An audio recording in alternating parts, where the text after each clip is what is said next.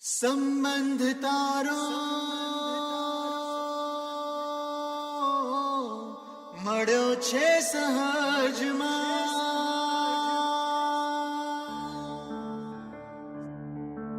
ગુરુ હરિ સ્વામી શ્રીના યુગ કાર્યના પ્રથમ બેચના સંત એટલે પ્રબોધ જીવન સ્વામી 45 વર્ષ પહેલા 1972માં સ્વામીશ્રીના હસ્તે ગ્રહણ કરી ભાગવતી દીક્ષા ને 10 વર્ષ રહ્યા સોખડા ગામના 30x30ના નાનકડા મંદિરમાં.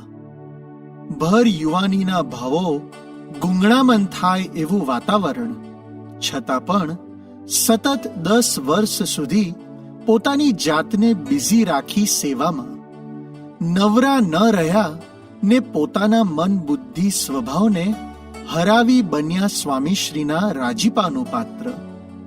સેવા સ્મૃતિ સુહૃદભાવ સહજ જીવનમાં તેથી સ્વામીશ્રીએ રાખ્યા પ્રબોધ જીવન દાસને પોતાની અંગત સેવામાં.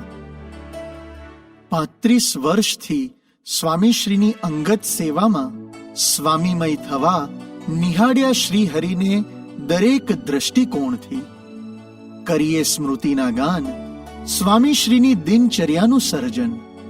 સાક્ષી છે પ્રબોધ જીવન દાસજીના અતૂટ સંબંધ શ્રી હરિ સાથેના. એક યુવકે પૂછ્યું, પ્રબોધ સ્વામી, તમને મૂંઝવણ કે કંટાળાનો અનુભવ થાય છે?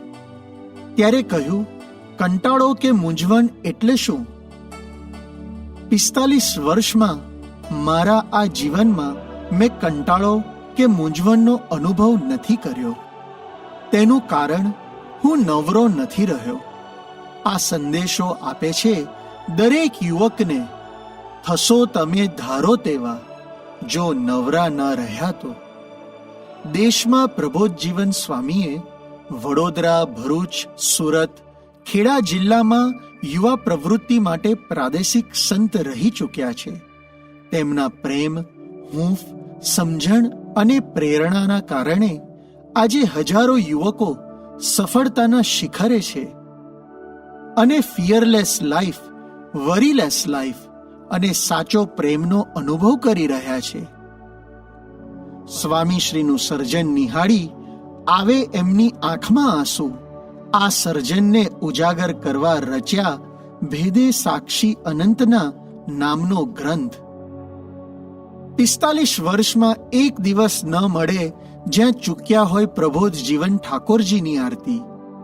એમની આ ભક્તિ ને સિન્સિયરિટી આદર્શ છે આપણા સહુ યુવકો માટે. છે હજારો યુવકોના માર્ગદર્શક, છતાં અચૂક સેવા કરે શાકભાજી અને વાસણ ઘસવાની. આ રીતિ નીતિ મેસેજ આપે છે સિમ્પ્લિસિટી અને સહજતાની. પ્રબોધ જીવન દાસજીનું બીજું નામ જ એવર પોઝિટિવ, નેવર નેગેટિવ. સંબંધ તારો મળ્યો છે સહજમાં.